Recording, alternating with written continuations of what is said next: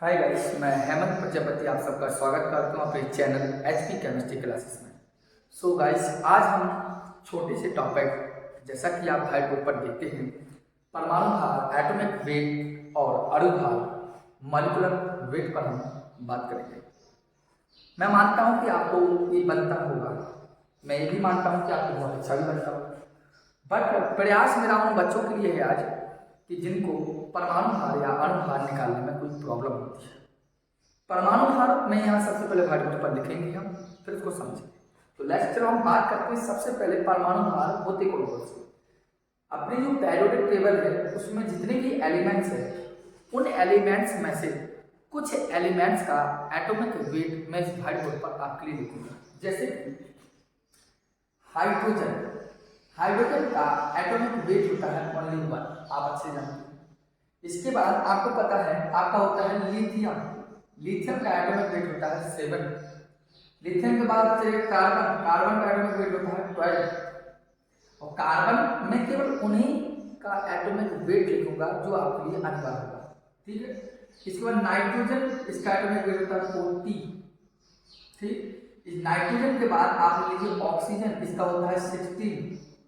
Oxygen के बाद आप क्या है, ये एक हो गया 3, कार्बन 6, नाइट्रोजन 7 का हो गया, ऑक्सीजन 8। अब फ्लोरीन का ले लेंगे ना नियोन का लेंगे, सीधा आइए आप सोडियम पर। तो सोडियम का एटॉमिक वेट होता है 23, ठीक है। इसके बाद आप आइए मेरे हिसाब से मैग्नीशियम, मैग्नीशियम का 24 होता है, यदि 25 होता है तो आप देख लीजिए, ठीक है। इसी आधार पर मैग्नीशियम के बाद चले तो एल्यूमिनियम, जी आपका होता है क्या 27। एल्यूमिनियम के बाद आपको पता है होता है फास्फोरस 31। फास्फोरस के बाद यदि हम बात करें तो आप फास्फोरस के बाद सल्फर ले लीजिए, जिसका आप जानते हैं 32 होता है। सल्फर के बाद क्लोरीन ले लीजिए 35.5 होता है। क्लोरीन के बाद आप पोटेशियम ले लीजिए 39 होता है। पोटेशियम के बाद आप कैल्शियम ले लीजिए 40 होता है, ठीक। इसी आधार पर आप कॉपर भी ले लीजिए 63.5 होता है, ठीक है। और 63 कॉपर का हो गया। इसके बाद कुछ एटॉमिक वेट और दे देना, जैसे कि हम Ag बोले तो सिल्वर, आप देख लीजिए सिल्वर का आप देख लीजिए 107 के समथिंग होता है। और ब्रोमीन का आप ध्यान दे लीजिए 80 होता है। और देखिए लेड जो आपका होता है वो होता है 206। इसके बाद मैग्नीज जो होता है आपका वो 55 होता है। और जो आपका आयरन है वो आपका 56, मतलब ये पॉइंटों में होते हैं। मैंने यहाँ पर आपको जो कैलकुलेशन करोगे उसके लिए ये काम होंगे। तो जी एटॉमिक वेट है आपके लिए, इन एटॉमिक वेट को आपको लर्न करना है।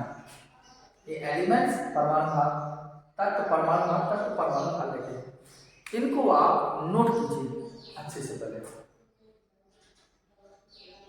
आप नोट करने के बाद अब यहाँ ध्यान देंगे आप इनका हम परमाणु भार कैसे क्या करते हैं, 1-2 एग्जाम्पल हम आपको बताते हैं। नोट तो करेंगे, यहाँ से मैं करता हूँ थोड़ा सा, ठीक है। आइए हम बात करते हैं यहाँ से आपके परमाणु भार कैसे निकालेंगे किसी भी तत्व में या यौगिक में। देखो जैसे उन्होंने कहा NaOH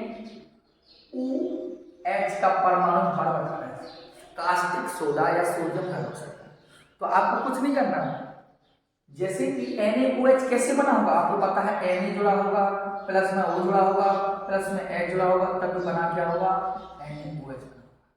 इतना तो आप जानते हो कि NaOH कैसे बना होगा, Na होगा प्लस में O होगा प्लस में H होगा, तभी NaOH जोड़ के बना होगा। इसी आधार पर आप इनकी परमाणु भार लिखेंगे। जैसे Na का आपको क्या बताया अभी हमने को लिखा 23, तो लिखेंगे इसके नीचे 23। फिर Na के बाद क्या आया ऑक्सीजन, दूसरा भिन्न परमाणु आ जाए तो उसके पहले आप प्लस का चिन्ह लगाइए। फिर आ गया ऑक्सीजन, तो ऑक्सीजन कितना है 16, तो आप लिखेंगे 16। पर ऑक्सीजन में क्या आया हाइड्रोजन, प्लस में दिया हाइड्रोजन का कितना, आप इसको कैलकुलेशन कर लीजिए, 16 17 और 23 40 कंप्लीट हो गया। इसी आधार पर आप देखें तो H2SO4 का देखें तो H2SO4 तो H2 फिर H है फिर O है, वो भी दिखती है 4। तो H की यदि बात करें तो H का कितना होता है 1 लेकिन h कितने टाइम्स है, 2 टाइम्स, तो कर देंगे मल्टीप्लिकेशन 2। क्लियर, इसको पुस्तक का बंद कर दीजिए, फिर बच्चे बीच में क्या लगाएंगे प्लस। फिर सल्फर आया, सल्फर का कितना है 32, तो 32, फिर क्या ना ऑप्शन से प्लस लगाइए, ऑप्शन कितना होता है अभी बताया था 16, तो कितने टाइम्स है 4 टाइम्स, है 4 लगा दीजिए और मन। ठीक है, अब कर देंगे 2 प्लस 32 प्लस कितना हुआ 64। अब इस सबको हल कीजिए तो 98 आएगा। लेकिन जिस चीज का भी अनुभार, जिस यौगिक का अनुभार आप निकालेंगे, जिस परमाणु का अनुभार निकालेंगे, जिस तत्व का अनुभार निकालेंगे, जिस अणु का अनुभार निकालेंगे, उसको जब निकालने के बाद उसके पीछे हम लिखते क्या है AMU। क्या लिखते हैं AMU का मतलब क्या होता है, AMU का मतलब होता है एटॉमिक मास यूनिट। या आपको ऐसा नहीं लिखना है तो आप इसको ऐसा लिख दीजिए 40U। आपको ऐसा नहीं लिखना है इसको तो आप लिख सकते हैं 98U। यू बोले तो यूनिट के ऊपर दस करेगी कि ये एटॉमिक मास यूनिट, इसको मत से 40 न्यूटन 50 किलोग्राम इसी प्रकार की होता है। ठीक है, तो ये अनुभार निकालते हैं, मैं और भी बात करता हूँ अनुभार निकालने के लिए, तो आप ध्यान देना यहाँ पर। जैसे नेक्स्ट पर बात करूँ मैं आपसे, तो हमने लिया आपका कोई भी ले लिया जैसे K2SO4 लिया हमने। ठीक है, तो K2SO4 में निकालना है तो K का क्या होता है 39, कितनी बार 2 टाइम्स प्लस 60, 16 कितना होता है 32 प्लस ऑप्शन कितना होता है, ऑप्शन कितना होता है 16 × 4। इसको आप हल कर ले 18 3 6 68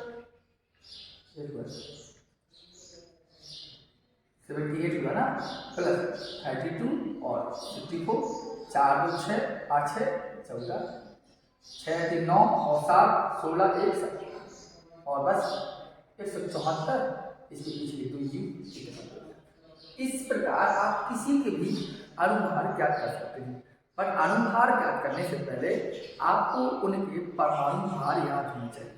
मैं आपको होमवर्क में काफ़ी सारी संख्या में दे रहा हूँ कंपाउंड, उनको आप हमें करके कमेंट बॉक्स में दीजिए। जैसे कि पहला, कोई दिक्कत तो है नहीं आपको, जैसे हम आपको और भी बता चलिए कि कंपाउंड लिया, जैसे हमने लिया H2O, इसका निकालना है तो H का कितना होता है 1 और कितने टाइम्स है 2 टाइम्स है 2, फिर कोई भिन्न परमाणु ना जोड़ा प्लस ऑक्सीजन होगा, इसका लेगा 2 1 2 प्लस 60 इक्वल टू 80 और इसके पीछे लगा दीजिए, इस प्रकार निकालेंगे। अब मैं आपको देता हूँ क्या होमवर्क, तो उसको करेंगे आप। ठीक है, जैसे कि क्या होमवर्क में नोट कर लेंगे आप इसको और हमें कमेंट बॉक्स में कमेंट करके सभी के आंसर देंगे। जैसे KMNO4, ठीक है, CO2, HNO3, K2CR2O7, आप खुद भी ले लीजिए